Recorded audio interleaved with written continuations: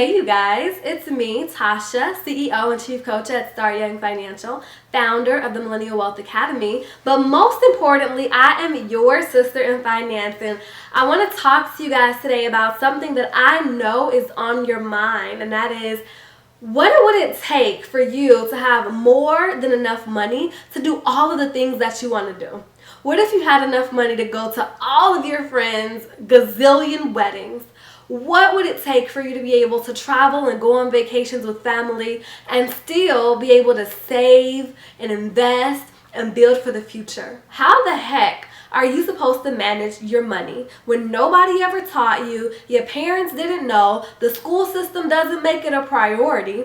It's not surprising that you have no idea what to do when it comes to your finances. And it's not surprising that you are probably on a financial roller coaster, right? One day you're living it up, having fun, hanging out with friends, going on vacation, partying at happy hour. And then the very next day, you're worried about student loan debt. You're wondering if buying that new car was a good decision because the car notes are kind of starting to get to you.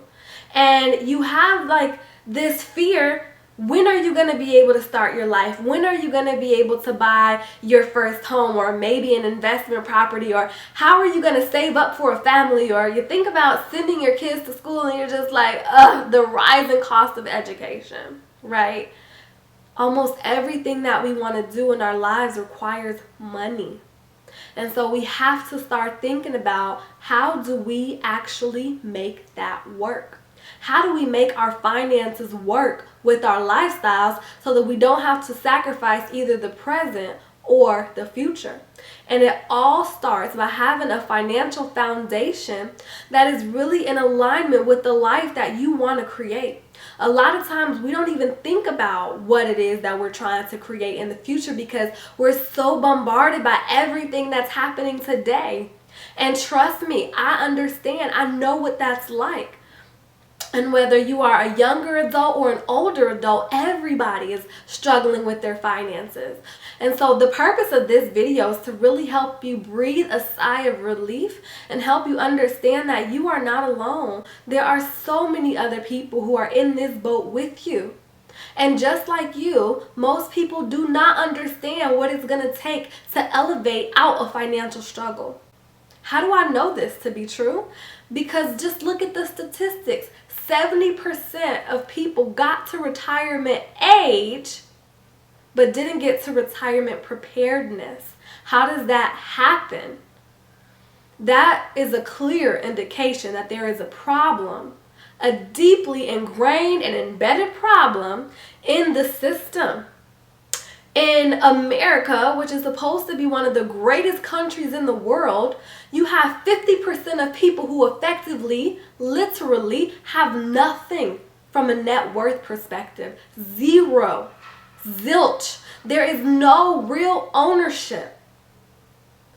And that's looking pretty good when you consider the fact that 20% of people, they don't just have nothing, they have less than nothing.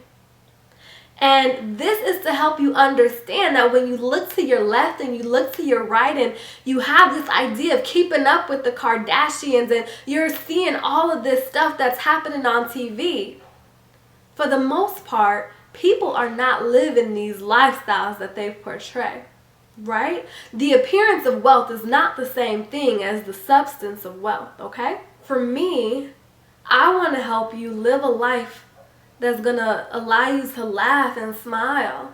I grew up on the south side of Chicago in one of the worst economically depressed counties in the United States, period. And I know what it's like to see people struggle, to see people stressed out about money, not knowing how they're going to pay the bills, not knowing where the next meal is going to come from. So I literally know what it's like to have nothing and have to build wealth from scratch. I remember sitting on the floor, a brown carpet floor, in Concordia Park Apartments, counting pennies in my mom's penny jar. And she had all of these pennies, and I would pour them out on the floor, and I would stack them up into tens, and I would pile them up into dollars. And I would begin to watch these pennies grow into dollars and then grow into tens of dollars. And something about that made an impression on me. I was able to see that it doesn't matter how small you start. I was able to see that no matter how much money you have, it all started with a penny. And for myself, I saw that if I could have a penny, I could get to $10. And in my mind, I reasoned that if I could get to $10, then I could get to 100. And if I could get to 100, what would stop me from getting to 1,000,000? Nothing. There is nothing that could stand in your way but you. And the way that you would stand in your way is from not learning, right? Not learning what it takes to get to the next level in your finances. And this is a knowledge that you don't have because it was never taught to you. Think about it. We go to school and we spend months learning the Pythagorean theorem. We learn that if two trains leave the train station at two different times, going two different speeds, at what point are they going to meet up and pass each other? These are the types of things that have been prioritized in our education system. And don't get me wrong, I love to learn. I love knowledge for knowledge's sake. That's cool. But I can tell you with absolute certainty that I have never ever used the Pythagorean theorem in my day-to-day life. And anytime I want to know what time the next train is coming, well, it's the 21st century. I just look up. Most of the time, there's going to be a sign in the station that tells me when the next train is coming. So it's amazing to me that in a world where we interface with money almost every single day, no one is teaching you how to manage your finances. No one is talking about how to save or how to invest or how to create a budget. And these are the things that, you don't just learn through the process of osmosis. We're just thrown out of the college nest and expected to fly in our finances when nobody ever told us what the heck we should be doing. But luckily, I was 10 years old and counting pennies, and something clicked for me. And before I knew it, I was the richest person in my house. When I graduated high school, I went to college and I started investing. And then I graduated college and I went on to work for a Fortune 50 company, managing $100 million budgets for some of the biggest brands in the world. And then I started investing in real estate, and I ventured into creating my own real estate portfolio. And all of this started because I saw what could happen with a penny, and I started developing a system. And every time I would do something, I implemented that system. I tell people I learned how to create financial freedom from scratch because growing up in the hood of Chicago, that was all that I had.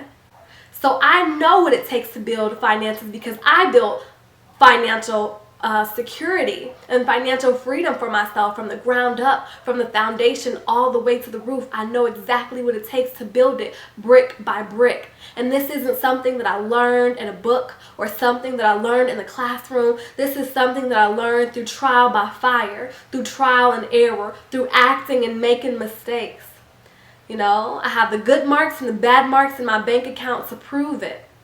I know what it takes to get from point A to point B, the level of creation and the level of persistence and determination and where you need to sacrifice and where you need to invest.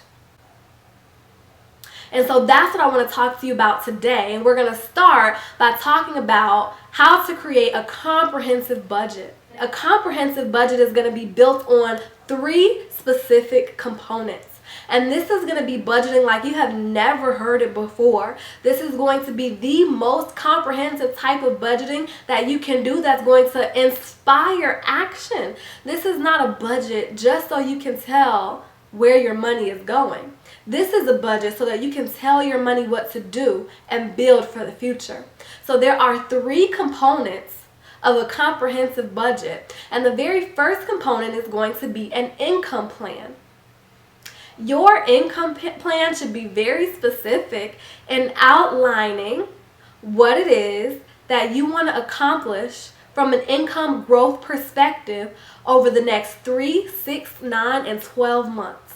Most people only have one stream of income, which is their regular 9-to-5 job or maybe their business. In some cases, people are doing the 9-to-5 and the side hustle.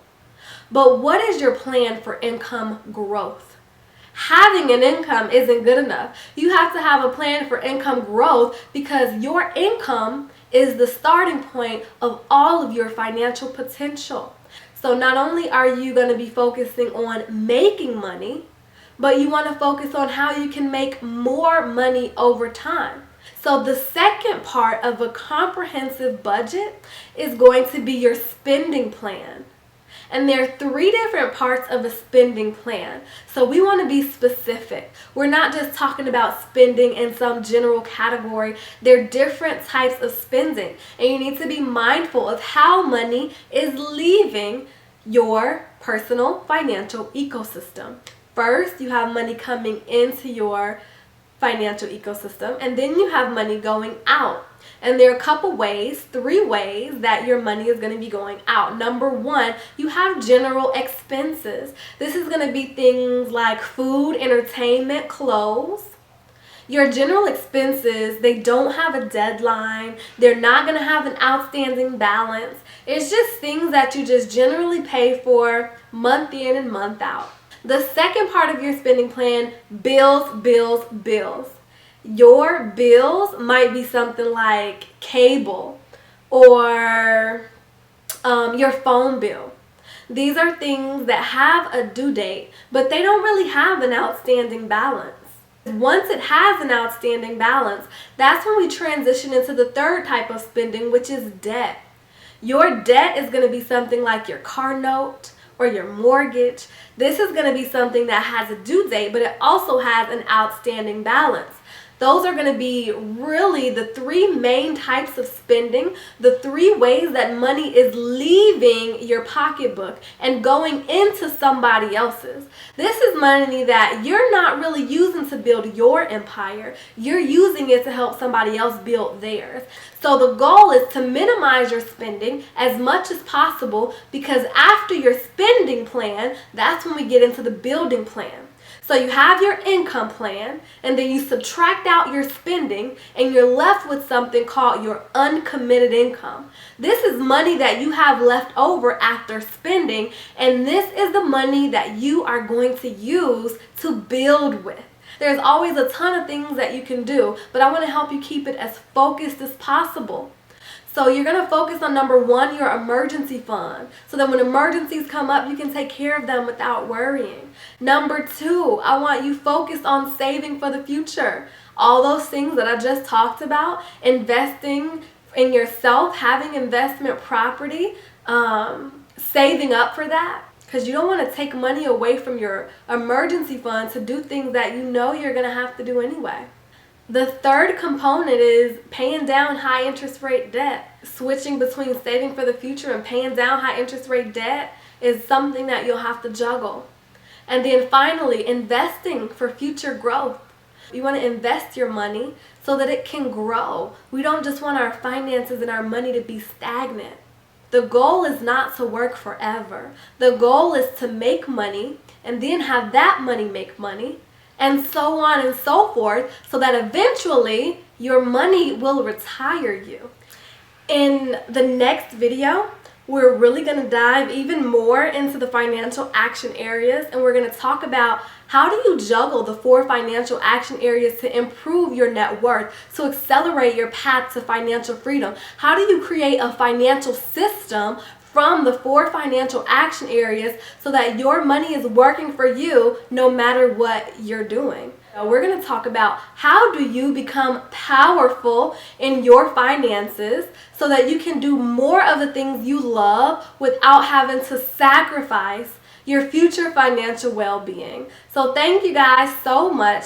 If you can, take a look at the comprehensive budget, go through your income plan, your spending plan, and your building plan, and let us know what is your biggest financial struggle, and I'll be there in the comment section to kind of talk you through it, support you, and give you some accountability and figure out what are those next best financial steps so that you can reach a point of financial breakthrough. Thank you so much, guys. Have a wonderful, wonderful rest of the day. Bye-bye.